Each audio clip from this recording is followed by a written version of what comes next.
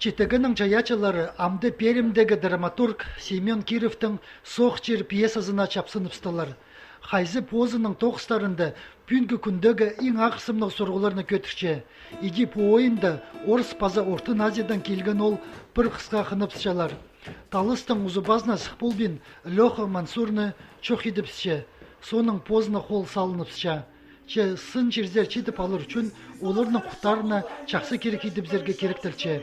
Аның арда читір тігі жердің тоғын чағынарынан чоқтызып, оларны ынықлыстыр салчалар. Прай спектакльдің өн омыз нема олар режиссер Күспергечі кызлар пригісканыр қырыстапс жоқ болғын.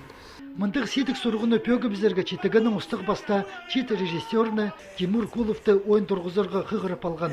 Университетте 13 жылда тосқан Москвада Шебескинский училищеде Хейхвисмінде. Илбек Сабылығы режиссер бар, аның курсын тосқан. Нуға аны қығырды.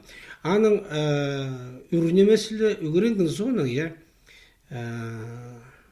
по теории же режиссерский, амда сақысты пих отыршы. Ол андарымдар еще сабылғылық, и школы керегіна по театральный режиссерский. Вот инди оңдайнығам подробно жебеде тоқтымыр артистерім. На ойын 3 декабрда Кадышевтың адының культура күнінің кішік залында 17 час ирде чон алына сығарылар. Аны пістің көрікжілер, пірсіңі 2 тілінің ес болырлар. Мұндық на пастық читігінің чыл парған пілезі, пазы чит режиссерінің көрізі қостыры чүқтысқа керілче.